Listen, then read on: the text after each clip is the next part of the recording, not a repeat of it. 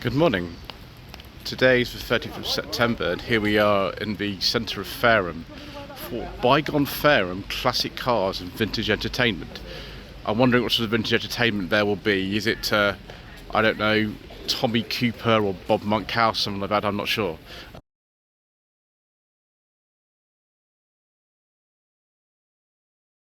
I'm filming this before the vintage entertainment starts. We don't get interrupted by it. Because viewers, we are not here for music copyright infringement, we're here for classic cars. And we have some right here in the middle of Fareham. Outside CEX, I won't be exchanging this for any sort of cheap rubbish. We're going to be hoping the owner keeps this. A 1984 to 85 Mark II Ford Granada. This is very lightly modified. It has a very common modification that Granada owners put on these. These are Mark III Scorpio Cosworth wheels, used on some other ones as well. That's the ones I know it off. And this is a very late Mark II Granada.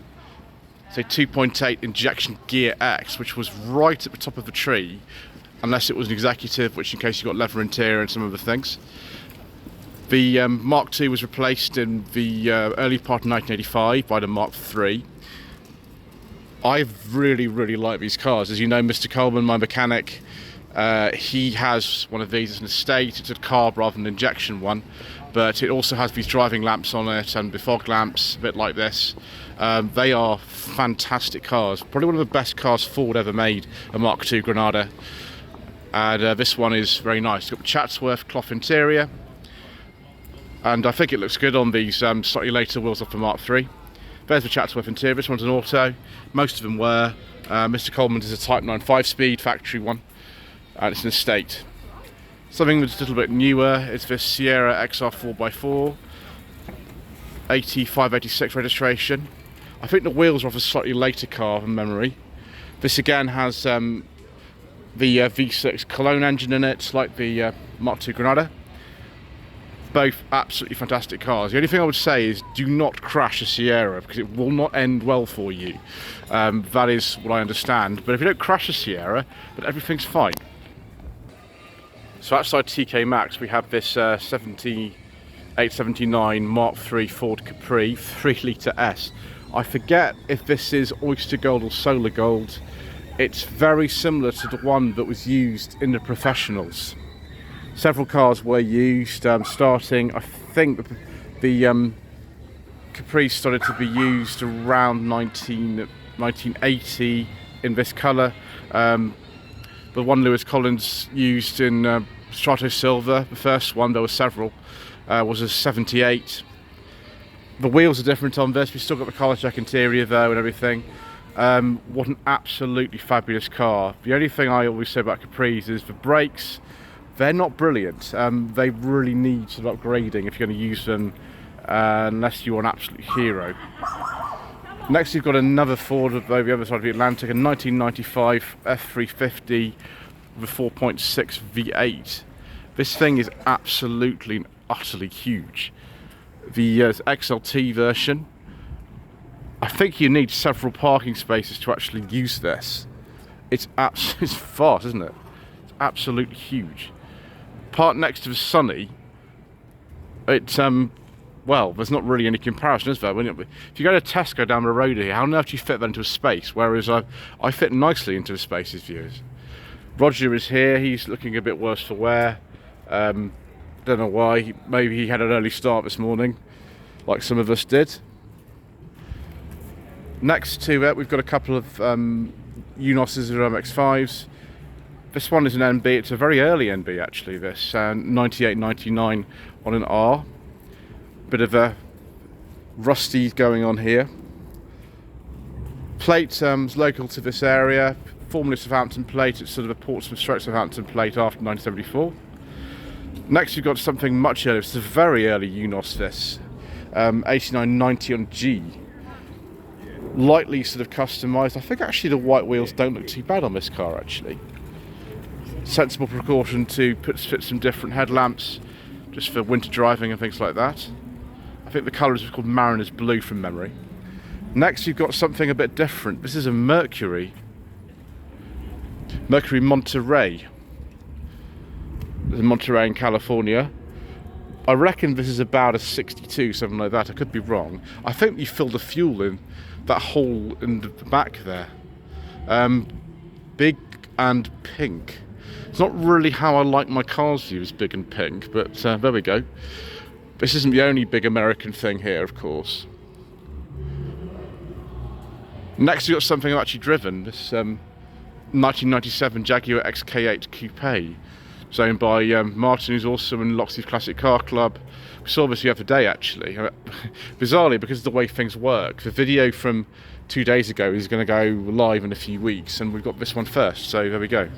It is very nice views. We enjoyed ourselves, although we almost lost our licence in it because we wanted to go too fast. Fortunately, I reined my right foot in and nothing happened. Next, we've got this Fishmouth MG BGT 70 to 71 registration. Actually, this is a very, very nice condition. I saw the chap who owns this sort of wiping it down earlier on. Obviously, we've got to keep doing that because it's a little bit rainy today, viewers, which is a bit of a shame, but there we go. Next, we've got something altogether very different. This 1929 MG 1440 Special, which looks very sort of period modified, and indeed it was modified in the late 50s for hill climbing and trialling. The engine actually got engine's been removed, and a 6-litre Rover engine was put in it. So the bonnet has been elongated.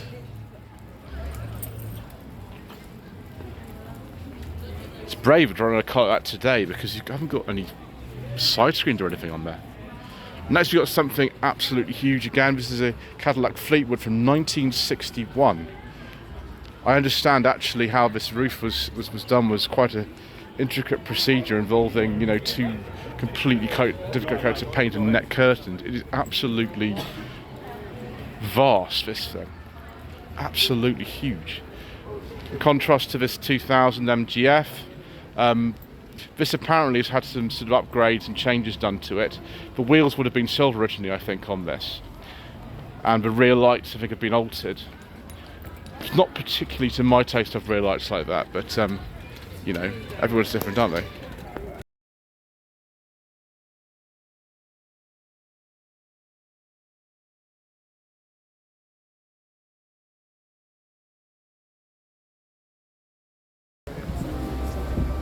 Right, viewers, it's several hours later. We have this terrible bunch of weather, live music and wind noise, which is not the best, I'm afraid, but we're just going to have to continue. Next we're here stand with a little club here. It's called the South Hampshire Vehicle Preservation Society. We've got this 1969 Rover P5B Coupe. We like these. I drove one of these about 3 years ago for the, I think it was the 6,000 subscriber special, which seems like a long time ago now. We like these very much. Next we've got this 1930s Morris, I think this is. Much older car. 30s cars aren't really my forte, as you probably know, but we like it anyway. Yeah, Morris 10.4, that one, not a minor. Then we've got this incredibly nice Wolseley 1885. This is imported from, I think, New Zealand a while ago. Let's just check on the information sheet. Yeah, imported from New Zealand. It's a 71, this one. It is actually two-tone. You can very subtly two-tone. You can kind of see that better on camera than you can in real life. The colour looks better on camera than it does in person. So there we go. Got the Jungle Book in the background. Don't know why. A bit random. Then a couple of very old cars here. We've got an Austin 7 from 1934, which looks to be in very nice condition, actually. That's beautiful. And then another Austin 7. This is actually a 35, so it's 1 year later. You can see the front end's completely different, and I'd count that as a facelift, personally, viewers. Then we got something which I prefer even more. This Rover 3500S, looking very clean indeed, with these nice alloy wheels. 4-speed manual it is in here. Very nice. Here, South Hampshire Vehicle Preservation Society. Now we get to even more exciting stuff. Look at this Renault 11. Old Portsmouth plate on this. It was also used as an Outton area. Renault actually used to register cars on that suffix itself, so it's possible it might be a Renault press car, but it's more likely registered at Swan in wherever that is, somewhere near Chichester, I think. Very late Renault 11, about 1988. Contrast here with this very early Renault Clio. It's a 1991 H. This is exactly when they came out in this country. They weren't launched in 1990 over here, they were launched in 91. As you can see, it was chosen to be Car of the Year in 1991. There you are. Élu voiture de l'année. Les voitures à vivre. Yes, there we go. All the sort of lovely French stuff on there. Next we've got something a lot larger, this Rover 14. This would be, I think, what, late 30s? What a handsome car this is.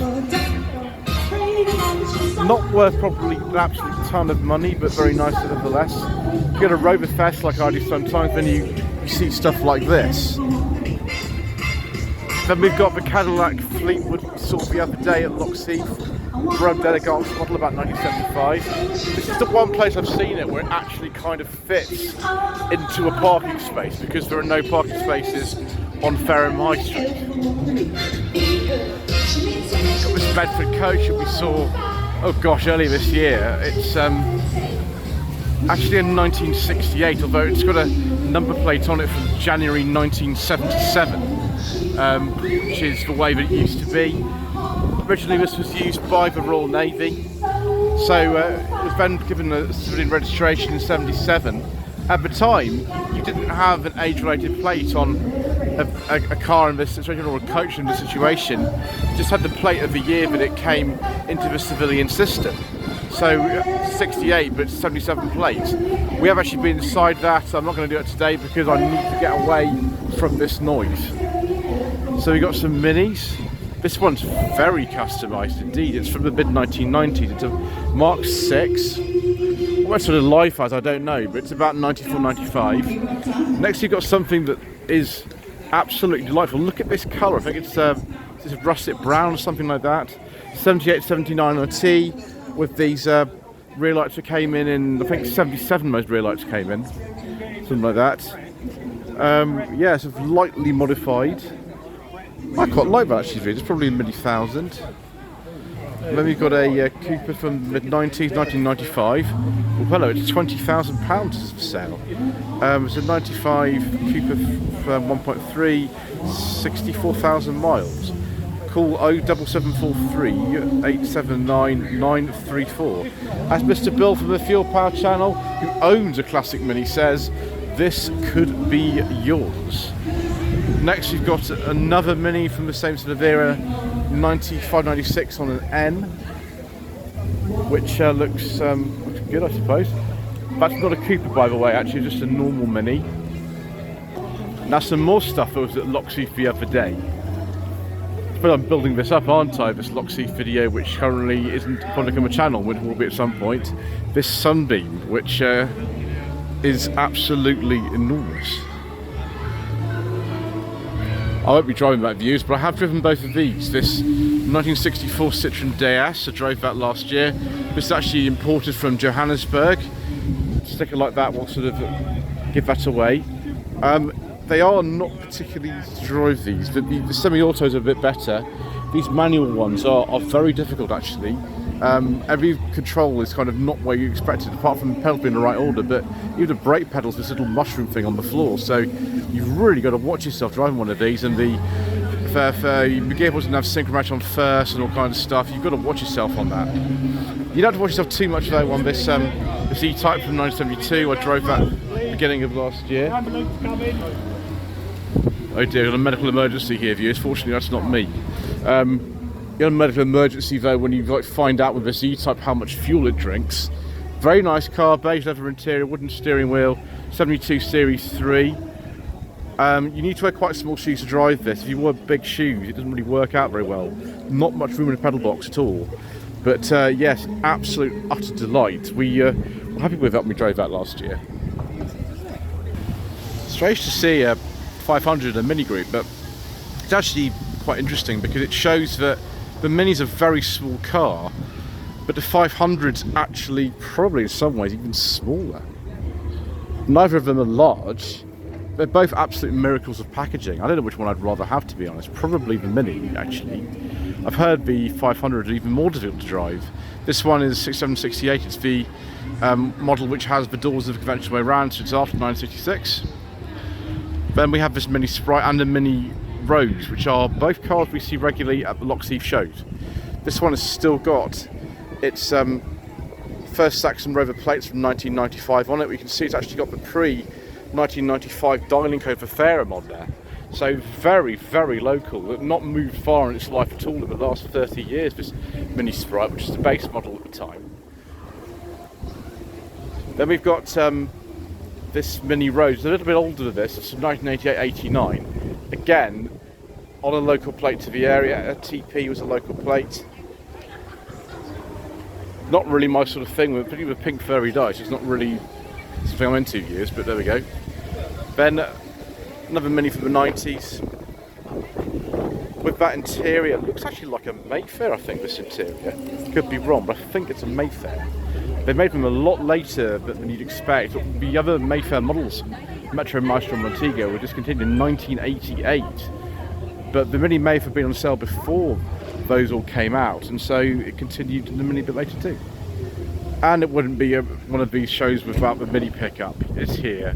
Yes, it's here, viewers. I cannot believe how many shows I've been to and we see this pickup. It is absolutely everywhere, and that's fine because we like it. It actually manages to provide me with a start and finish point to starting point to most of the videos I make. And we've got this lovely Mini 30 89. Very nice viewers. It's a bit like the sort of Coopers that came just slightly later in terms of the interior trim and things like that, but even more special in a way. It's rather a lot of it actually. And then this 1980 Clubman Estate, again, it normally sits very near that pickup when we go to Lockheath, of course. Last year they made the Clubman and the Estate because the Metro came in the Estate of the same year. And another Sprite, this one from Jersey. Very similar sort of era to the last one. About 1995, something like that. Actually, this certificate will say, yeah, it's a late 94. It's almost exactly the same age as the other one and the same colour. I don't think it's Henley Blue. I think it's a slightly different colour to Henley Blue, but I could be wrong. Then a very late Mini, a 2000. It's not a Sport 500, as with the absolute last of them made. This is a more standard Cooper. Nevertheless, last year of production on a W. Then we have this interesting Mini, I think these were Countrymen actually, these are the estate ones. It's before the Clubman. This is 1967 from Croker and Bridger, of course, fine vehicle distributors from the Italian job. There we go. That's interesting. This is a 1966 car, registered in February 67. Still got a wavy grille set, which marks it out as an Austin badged one. You could get a Morris one as well, of course. Then we've got this Mini 35 personal plate. These were made in 1994, so we've got a Mini 30 and a Mini 35 here. Unusual colour, as it says on that particular information sheet there. Very unusual interior. Mini baking sheet with an engine. What's that supposed to be? We're going to finish off actually with this Morris minor display, incorporating an Austin A30 there. This is a Series 2, I think it is actually, like this. We've got the two-piece windscreen and things. This is probably an 803cc minor. Be between about 954, 956, I think. Also from the same sort of era and using the same engine is this Austin A30. It's a 4-door, which is unusual actually. Most were 2 doors but survive. They did make a 4-door, and here it is. Exposed door hinge is not really the most efficient engineering, but obviously these were cheap cars. They don't have very good brakes, as you can see from this making sheet. It's sort of 55, not a 54, 55. Engine upgraded to a 948 from A35. The brakes improved after a scary incident where it ended up in a gravel trap. I don't really want to end up in a gravel trap, viewers. I don't think it would be desirable. Then we've got this minor 1000 Tourer. which is a 1966. It was a genuine tourer, would be worth quite a lot of money. Now we can see we've had a disc brake conversion on here, which requires you to change the wheels. I wonder if someone's actually also put in a different gearbox. Possibly. But it's also a common thing to do because the standard gearboxes aren't that nice, but they don't stick around first. So maybe a different engine as well, who knows. Then we've got a Traveller, again on these Mini Light style wheels, very similar wheels to the Tourer. I wonder if we've got different brakes in here. There we go, front disc brakes with servo, yes, excellent, and a 5-speed gearbox. Those are things that if I had one of these cars, I would absolutely do.